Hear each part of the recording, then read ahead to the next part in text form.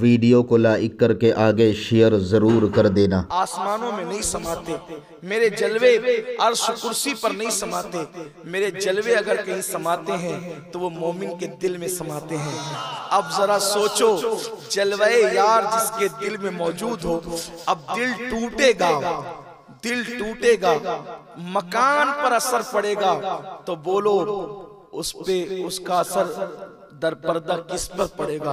मेरा अल्लाह मकान और जमान से पाक है, जमान और मकान से पाक है, लेकिन कहने वाले ने कहा है कि तू दिल में तो आता है, समझ में नहीं आता, मैं जान गया बस तेरी पहचान यही है। तो मेरे आका सल्लल्लाहु अलैहि वसल्लम के दीवानों, दिलों का ख्याल करो, क्योंकि दिलों में अल्लाह रसूल के जलवे बसते हैं।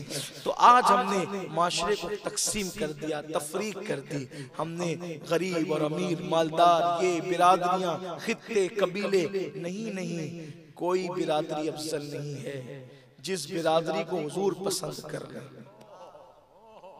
कोई बिरादरी का फर्ज अफजल नहीं है।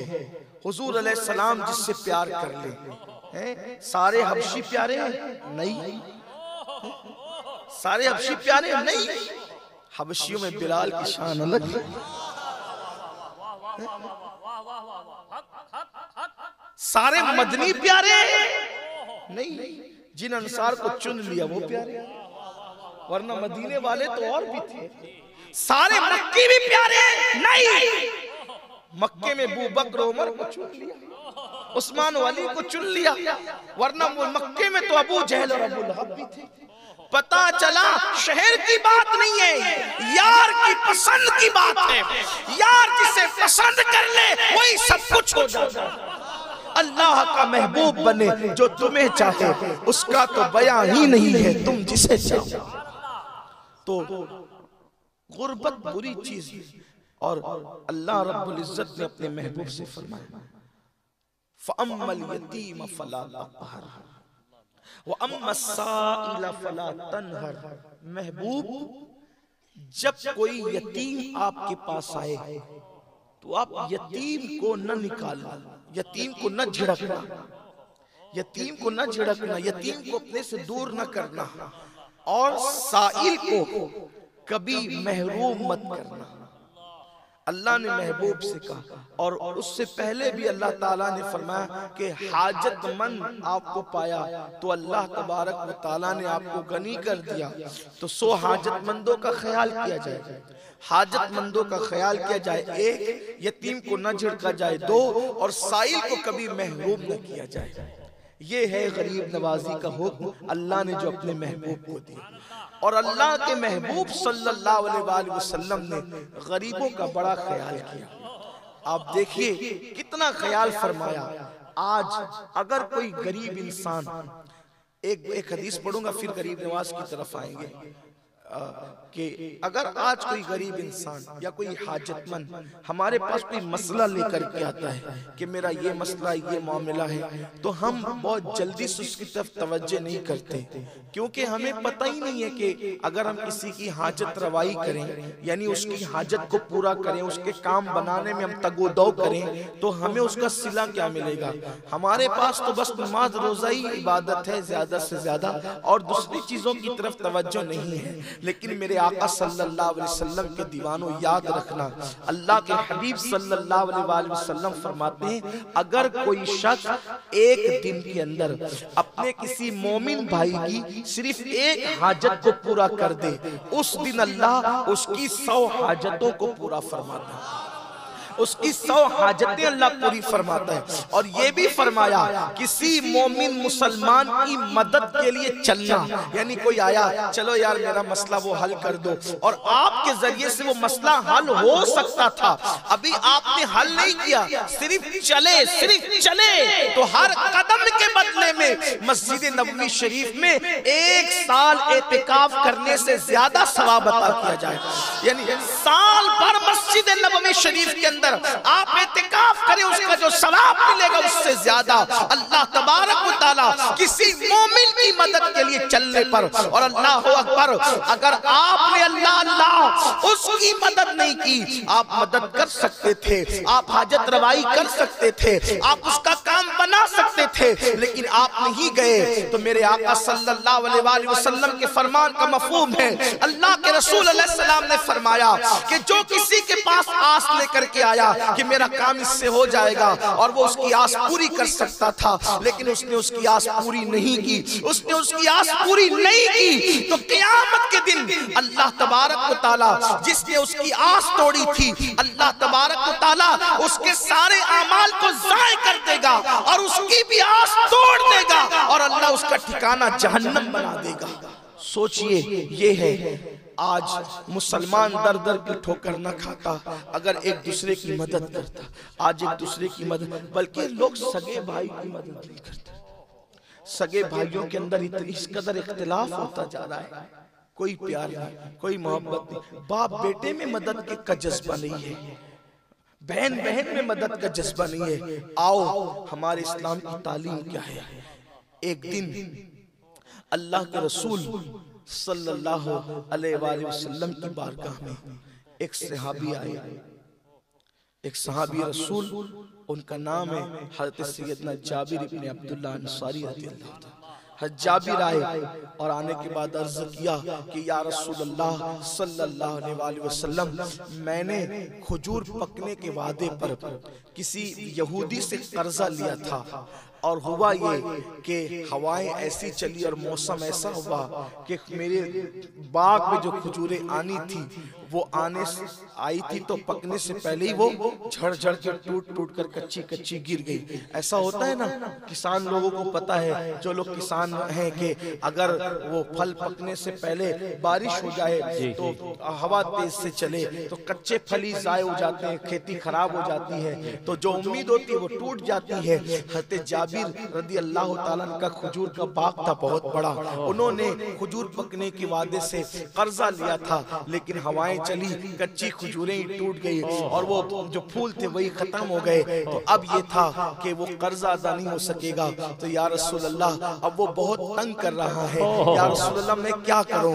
अब मेरे आका अलैहिस्सलातु व तस्लीम कह देते, जाबिर मैं कलमा पढ़ाने आया हूं, मैं नमाज पढ़ाने आया हूं, कर्जों के मामले में मैं शरीक होने नहीं आया हूं, लेकिन कुर्बान मेरे आका की शान सरे बाली, उन्हें रहमत की अदा लाई है, हाल बिगड़ा है तो बीमार की बनाई है। मेरे सरकार ने फरमाया ठीक है जाबिर, चलो मैं तुम्हारे साथ चलता हूँ और उससे बात करते हैं। अल्लाह अकबर। मेरे आका सल्लल्लाहु अलैहि वसल्लम हज़रत जाबिर के कर्जे के मामले में खुद से चलकर, जिनकी चौखट पर चलकर सिदरतुल मुंतहा जिब्रील अमीन बार बार आते हैं। जिब्रील जिसकी चौखट पे चक्कर लगाते हैं, वो रसूल एक यहूदी के दरवाजे पे जा रहे हैं, अपनी खातिर नहीं बल्कि एक मुसलमान अपने सहाबी अपने गुलाम की खातिर सरकार चलकर जा रहे हैं। बताएं मुसलमानों, क्या हमारे अंदर भी ये जज्बात हैं, क्या हमारे अंदर भी ये एहसासात हैं? नहीं नहीं, ये एहसासात हमारे अंदर नहीं है। बड़ी माजरत के साथ सिर्फ दाढ़ी का नाम दीन, सिर्फ टोपियों का नाम दीन, सिर्फ तस्बीहों का नाम दीन। याद रखना, दीन वो है जो मुस्तफा जान रहमत ने अता किया है। दीन वो है जिसकी तालीम मुस्तफा जान रहमत सल्लल्लाहु अलैहि वसल्लम ने दी है। अल्लाह अकबर। मेरे आका अलैहि सलाम एक यहूदी के दरवाजे पे चल करके जाते हैं और फरमाते हैं, देखो जाबिर के साथ ये हादसा हो गया है, इसलिए मैं तुम्हारी चौखट पे चल के आया हूँ कि तुम इसकी कर्ज की मुद्दत बढ़ा दो। उसने कहा, या रसूलल्लाह आप मेरे दरवाजे पर आए, मैं बड़ा खुश नसीब हूँ, लेकिन मैं अब इसकी कोई मुद्दत नहीं बढ़ा सकता, क्योंकि मैं पहले कई बार इनको मोहलत दे चुका हूँ, मुद्दत बढ़ा चुका हूँ, अब मैं मजीद इनको कोई मुद्दत और मोहलत नहीं दूंगा। सरकार ने फरमाया, एक काम करो, मेरे कहने पे मोहलत दे दो, अगर ये कर्ज अब नहीं देगा तो जिम्मेदारी मैं लेता हूँ, मैं इसका कर्जा चुका दूंगा। उसने कहा, नहीं, अब मैं कोई मोहलत नहीं दे सकता। अल्लाह अकबर। सरकार अबदकरार सल्लल्लाहु अलैहि वसल्लम उसके दरवाजे से वापस आ गए, वापस लौटे। उसने नहीं माना सरकार की बात। हजरत जाबिर का चेहरा उतर गया, चेहरा छोटा छोटा हो गया।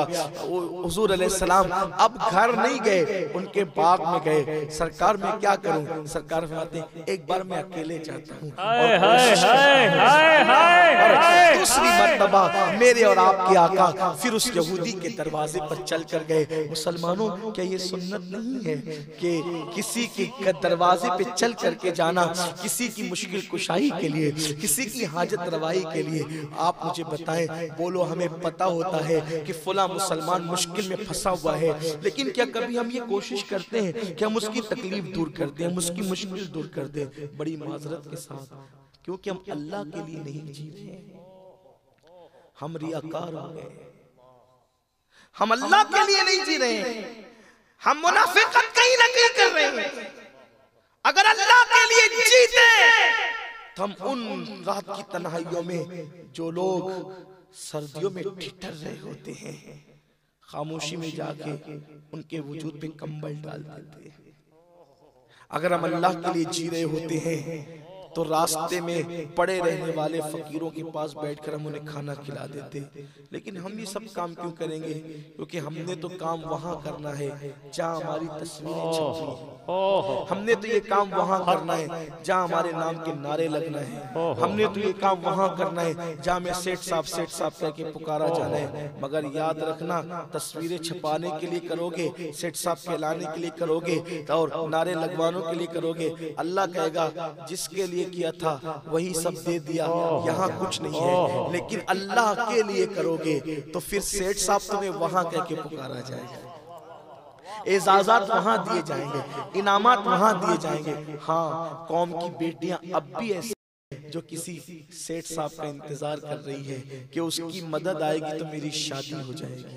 हाँ, ये होगा। क्या हम समूह लगन को फरोग दे रहे हैं? तो ऐसा नहीं हो सकता कि हम खामोशी से एक एक शादी ये कह करके निपटा दें कि हम नहीं कर रहे, कोई और कर रहा है।